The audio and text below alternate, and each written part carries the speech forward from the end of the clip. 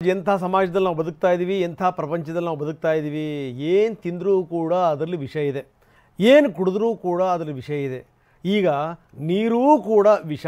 ನಾವು ಹಿಂದೆಯೇ ನಾವು ನೀರನ್ನು ವಿಷ ಮಾಡಿದ್ದೀವಿ. ಅದಕ್ಕೋಸ್ಕರನೇ ಈ ಕೆಲವರು ಬಾಟ್ಲ್ ನೀರು ಕುಡಿತೀವಿ ಬೇರೆ ಬೇರೆ ಊರಿಗೆ ಹೋದಂಥ ಸಂದರ್ಭದಲ್ಲಿ, ಆರೋಗ್ಯ ಕೆಡಬಾರ್ದು ಅಂತ.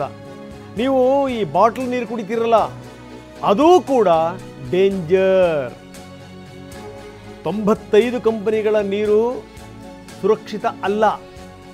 ಬರೀ ಬಾಟಲ್ ನೀರು ಮಾತ್ರ ಅಲ್ಲ, ಖೋವಾ, ಪನ್ನೀರು ಎಲ್ಲದೂ ಕೂಡ ವಿಷವೇ. 43 ಖೋವಾ ಸ್ಯಾಂಪಲ್ಸ್ ಪೈಕಿ 3 ಮಾದರಿಗಳಲ್ಲಿ ಕಲಬೆರಕೆ ಇದೆ ಅಂತ ಗೊತ್ತಾಗಿದೆ. ಖೋವಾದಲ್ಲೂ ಕೂಡ ಅದೇ ಕಥೆನೇನೆ. ಇನ್ನು 41 ಔಷಧಿಗಳು, ಅದು ಅಷ್ಟೇನೇನೆ. ಪನ್ನೀರು ಕೂಡ ಅಷ್ಟೇನೇನೆ. ಬಿಡಿ, ಇನ್ನೇನು ತಿನ್ನೋದು. ಅಭಿ, ಸೈಡ್ ತಗೊಳ್ಳೋದು ಬೆಟರಾ ಅಥವಾ ಅಪಾರ್ಟ್ಮೆಂಟ್ ತಗೊಳ್ಳೋದು ಬೆಟರಾ? ಚಿಂತೆ ಯಾಕೆ, ಒಬ್ಬ ರಿಯಲ್ ಎಸ್ಟೇಟ್ ಎಕ್ಸ್ಪರ್ಟ್ ಜೊತೆ ಮಾತಾಡು. ಹೌದಾ? ಹೇಗೆ? Boss Vala. B the boss. ನೀವು ಜೀವಜಲ ಆಪೋ ವಿಶ್ವಸ್ಯ ಮಾತರಹ ಅಂದರು ಹಿರಿಯರು. ಅಂದರೆ ನೀರು, ಜಲ ಜಗತ್ತಿಗೆ ತಾಯಿ ಅಂತ. ಅಂಥ ನೀರನ್ನೂ ಕೂಡ ನಾವು ವಿಷ ಮಾಡಿದ್ದೀವಿ ಅಂತಂತಂದರೆ ಇನ್ನೇನು ಕುಡಿಯೋಕ್ಕೆ ಸಾಧ್ಯ, ಇನ್ನೇನು ತಿನ್ನೋಕ್ಕೆ ಸಾಧ್ಯ ನಾವು? ನೀವೇನು ತಿಂತೀರೋ ಅದ್ರಲ್ಲಿ ವಿಷಯ ಇದೆ. ಖೋವಾ ತಿಂತೀರಾ, ವಿಷ ಇದೆ. ಪನ್ನೀರ್ ತಿಂತೀರಾ, ವಿಷ ಇದೆ. ವಾಟರ್ ಬಾಟ್ಲ ಕುಡಿತೀರಾ, ಅದರಲ್ಲೂ ಕೂಡ ವಿಷ ಇದೆ. ಕುಡಿಯೋ ನೀರು ಕೂಡ ಕಲಬೆರಕೆ, ಸುರಕ್ಷಿತ ಅಲ್ಲ. ಏನಿದು ಕಥೆ ಇದು? ಇನ್ನು ನೋಡಬೇಕು, ಬೇರೆ ಬೇರೆ ಜಿಲ್ಲೆಗಳಲ್ಲಿ ಬೇರೆ ಬೇರೆ ಬ್ರ್ಯಾಂಡ್ಗಳು ಭಾಳ ಫೇಮಸ್ ಇವೆ. ಆದರೆ ಆ ಬ್ರ್ಯಾಂಡ್ಗಳ ನೀರು ಕುಡಿದು ಬಿಟ್ರೆ ನೀವು ದೇವರೇ ಕಾಪಾಡಬೇಕು ನಿಮ್ಮನ್ನು. ಅದಕ್ಕೆ ಕೆಲವರು ಅಂತಿರ್ತಾರೆ, ಅಲ್ರಿ ಕುಡಿದಿದ್ದು ನಾವು ಮಿನರಲ್ ವಾಟ್ರೇ, ಆದರೆ ಯಾಕೆ ಹಿಂಗಾಯಿತು, ಯಾಕೋ ಎಡವಟ್ಟಾಯ್ತಲ್ಲ ಅಂತ. ಇದೆ 296 ಪರೀಕ್ಷೆಗಳಾಗಿದೆ. 72 ಸುರಕ್ಷಿತ, 95 ಸುರಕ್ಷಿತ ಅಲ್ಲ. ಇನ್ನು 88 ಕಳಪೆ. ಸುರಕ್ಷಿತ ಒಂದು ಕಡೆಗೆ ಇರಲಿ, ಕಳಪೆ. ಇನ್ನು 46 ಪರೀಕ್ಷೆಗಳು ಬಾಕಿ ಉಳಿದಿವೆ. ಇದು ನೀರಿನ ಬಾಟ್ಲಿನ ಕಥೆ. 296 ಸ್ಯಾಂಪಲ್ಗಳನ್ನು ಕಳಿಸಿಕೊಡಲಾಗಿತ್ತು. ಸುರಕ್ಷಿತ ಅಂತ ಹೇಳುವಂಥದ್ದು 72, ಸುರಕ್ಷಿತ ಅಲ್ಲ ಅಂದರೆ 95. ಆ ಸುರಕ್ಷಿತ ಅಲ್ಲ ಅನ್ನೋದೇ ಫಸ್ಟು ಡೇಂಜರು. ಅದರಲ್ಲಿ ಕಳಪೆ ಅನ್ನೋದಿದೆಯಲ್ಲ, ಅದು 88 ಕಳಪೆ. 46 ರಿಸಲ್ಟ್ ಬರಬೇಕು. ಎಂಥ ಕರ್ಮ ನೋಡಿ ಇದು. ನಾವು ವಿಷ ತಿಂದು ಬದುಕಿದ್ದೀವಿ ಅಂತಂದರೆ ಗ್ರೇಟ್. ನಾವು ವಿಷ ಕುಡಿದು ನಾವು ಬದುಕಿದ್ದೀವಿ. ನಾವು ಕುಡಿತಾನೇ ಇದ್ದೀವಿ, ತಿಂತಾನೇ ಇದ್ದೀವಿ. ಎಲ್ಲದರಲ್ಲೂ ವಿಷವೇ, ಎಲ್ಲದರಲ್ಲೂ ವಿಷ.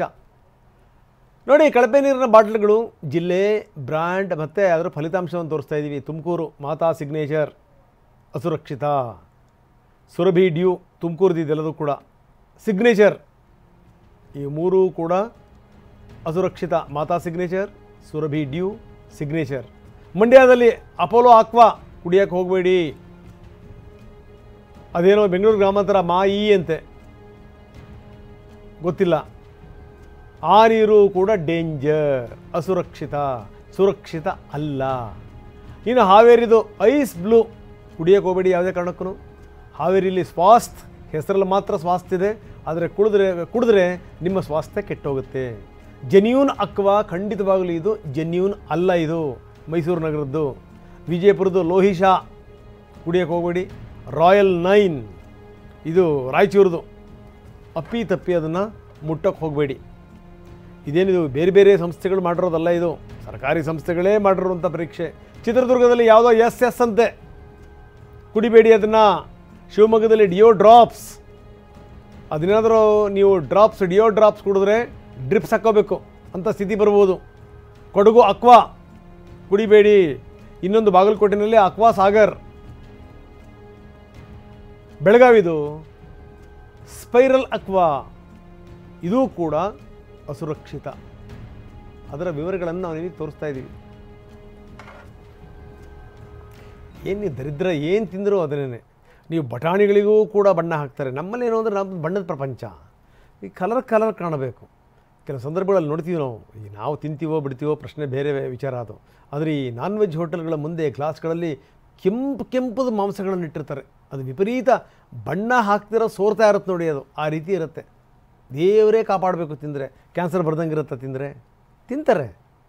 ನೀವು ನಿಮ್ಮ ಕರಿಯುವಂಥ ಪದಾರ್ಥಗಳು ಅಷ್ಟೇ ಕೆಂಪಗಿರಬೇಕು, ತಿಂತಾರೆ. ಹಾಗಿದ್ದರೆ ಮಾತ್ರ ನೀವು ಗೋಬಿ ಮಂಚೂರಿನೋ ಅಥವಾ ಬೇರೆ ಯಾವುದೋ ಮಂಚೂರಿಗಳನ್ನೋ ಕಲರ್ ಇದ್ದರೆ ಮಾತ್ರ ಚೆಂದ ಅನಿಸುತ್ತೆ ನಿಮಗೆ ಅಂದರೆ ಏನಿದೆ ಅರ್ಥ ಇದು? ಬನ್ನಿ, ಜನಸಾಮಾನ್ಯರು ಮಾತಾಡಿದ್ದಾರೆ ಈ ವಿಚಾರಕ್ಕೆ ಸಂಬಂಧಪಟ್ಟಂಗೆ, ಏನು ಹೇಳ್ತಾರೆ ನೋಡೋಣ. ಸರ್, ಕೇಳಿದ್ರೆ ನಮಗೆ ತುಂಬ ಭಯ ಆಗುತ್ತೆ. ಇವಾಗ ಆರೋಗ್ಯ ಇಲಾಖೆ ಇದ್ರ ಬಗ್ಗೆ ಸ್ವಲ್ಪ ಗಮನ ಹರಿಸ್ಬೇಕು. ಆಮೇಲೆ ಪ್ರತಿ ಶಾಪ್ಗಳಿಗೂ ಹೋಗಿ ಒಂದೊಂದ್ಸಲ ವಿಸಿಟ್ ಮಾಡಬೇಕು, ಪರಿಶೀಲನೆ ಮಾಡಬೇಕು. ಪರಿಶೀಲನೆ ಮಾಡಿ ಜನಗಳಿಗೆ ಉತ್ತಮ ಆರೋಗ್ಯ ಆಗೋ ಥರ ಇದು ಮಾಡ್ಬೇಕು ಸರ್. ಕೊಡುವಂಥದ್ರಲ್ಲಿ ಶುದ್ಧವಾಗಾದರೂ ಇರಬೇಕಾ? 100% ಇರಬೇಕಾಗುತ್ತೆ ಸರ್, ಯಾಕೆಂದರೆ ಆರೋಗ್ಯ ಮುಖ್ಯ. ಆಮೇಲೆ ಇನ್ನೊಂದು ಏನಪ್ಪ ಅಂತಂದರೆ ಅಂಥವ್ರ ಮೇಲೆ ಯಾವುದೇ ರೀತಿ ದಯದಾಕ್ಷಿಣ್ಯ ತೋರಿಸ್ಬಾರ್ದು ಸರ್. ಯಾಕೆ ಜನಗಳು ಜೀವದ ಜೊತೆ ಆಟ ಆಡ್ತಿರ್ತಾರೆ ಅವರು. ಈ ಬೇಸಿಗೆಗಾಲದಲ್ಲಿ ಯಾರೇ ಆದ್ರೂ ಸಡನ್ಲಿ ಎಲ್ಲೂ ನೀರು ಸಿಗೋದಿಲ್ಲ. ಇದ್ರಲ್ಲಿ ಸೇಫ್ಟಿ ಇರುತ್ತೆ ಅಂತ ನಾವು ಈ ಥರ ವಾಟರ್ ತೊಗೊಂಡು ಕುಡಿತೀವಿ.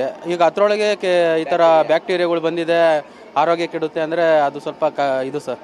ಇನ್ನು ಯಾವ ಥರ ನೀರು ತಗೊಂಡು ಕುಡಿಯೋದು ಅನ್ನೋದು ಭಯ ಆಗುತ್ತೆ ಸರ್. ಹೊರಗಡೆ ಹೇಳಿದ್ಮೇಲೆ ನನಗೆ ನಿಜವಾಗ್ಲೂ ಶಾಕ್ ಆಯ್ತು ಸರ್. ಇದು ಈ ಥರ ದುಡ್ಡಿನ ಆಸೆಗೆ ಯಾರ್ಯಾರು ಈ ಥರ ಮಾಡ್ತಾರೆ ಅವ್ರ ಮೇಲೆ ಯಾವುದೇ ರೀತಿ ದಯದಾಕ್ಷಿಣ್ಯ ತೋರಿಸ್ತಾನೆ ಇದು ಮಾಡ್ಬೇಕು ಸರ್, ಕಾನೂನು ರೀತಿ ಕ್ರಮ ಕೈಗೊಳ್ಬೇಕು ಸರ್. ಆರೋಗ್ಯ ಇಲಾಖೆ ಸಂಸ್ಕರಿಸಿ ಅದನ್ನು ಶೋಧನೆ ಮಾಡಿ ಸರ್ಟಿಫಿಕೇಟ್ ಕೊಟ್ಟರೆ ನಾವು ತಗೊಳ್ಬೇಕು. ಆ ಸರ್ಟಿಫಿಕೇಟ್ ಅವನು ಲೇಬಲ್ ಹಾಕ್ಬೇಕಲ್ಲಿ ಪರ್ಮಿಷನ್ದು. ಇಲ್ದಿದ್ದ ನಾವು ತಗೊಂಡಾಗ ಅವನು ಅಲ್ಲಿ 100ಕ್ಕೆ ಇಲ್ಲಿ 99 ಭಾಗ ಕಳಪೆನೆ. ದಿನನಿತ್ಯದಿಂದ ಏನಕ್ಕೆ ದಿನಕ್ಕೆ ಆರೋಗ್ಯ ಕೆಡ್ತಾ ಇದೆ ಅಂದರೆ ಈ ರೀತಿಯಿಂದ. ಇದರಿಂದ ಅನೇಕ ಸಾವುಗಳಾಗ್ತಾ ಇದೆ. ತುಂಬ ಅವಶ್ಯಕತೆ ಇದೆಯಲ್ಲ. ಈಗ ಮಗು ಕರ್ಕೊಂಡು ಪ್ರಯಾಣ ಮಾಡ್ತಾ ಇದ್ವಿ, ಮನೆಯಲ್ಲಿ ವಾಟರ್ ಬಾಟ್ಲ್ ರೆಡಿ ಮಾಡಿಟ್ಟಿದ್ನು ಸ್ಟೀಲ್ದು, ಬರ್ಬೇಕಾದ್ರೆ ಮಿಸ್ ಮಾಡಿಬಿಟ್ನು. ಹಾಗಾಗಿ ತಕ್ಷಣ ಬಸ್ ಹತ್ತಬೇಕು, ಹಾಸನ ತನಕ ಹೋಗಬೇಕಲ್ಲ. ಹಾಗಾಗಿ ಎಮರ್ಜೆನ್ಸಿ ಅಂತ ತೊಗೊಂಡು ಬಿಸ್ಲರಿನೇ ಆಲ್ಮೋಸ್ಟ್ ಯೂಸ್ ಮಾಡೋದು. ಈಗ ಅದು ಸಿಕ್ಕಲಿಲ್ಲ, ಈಗ ಏನಾದ್ರು ಒಂದು ಎವ್ರಿಥಿಂಗ್ ಅಂತ ತೊಗೊಂಡು ಅಷ್ಟೇ. ಈ ಥರ ಎಲ್ಲ ಇರುತ್ತೆ ಅಂದರೆ ಭಯ ಆಗತ್ತೆ ಅಷ್ಟೇ. ನಿಮ್ಮ ಒಂದು ಒಪಿನಿಯನ್ನು ಸಿಕ್ತು, ನಮಗೂ ಒಂದು ಒಪಿನಿಯನ್ ಇದ್ರೂ ಅವಶ್ಯಕತೆ ಅಂತ ತೊಗೊಂಡ್ಬಿಡ್ತೀವಿ. ಈ ಅವಶ್ಯಕತೆಗೆಲ್ಲ ನಾವು ಟೈಮ್ ಕೊಡಬಾರ್ದು. ನೆಕ್ಸ್ಟು ನಾವು ಮನೆಯಿಂದನೇ ಆದಷ್ಟು ಕ್ಯಾರಿ ಮಾಡ್ಕೊಂಡು ಬರಬೇಕು.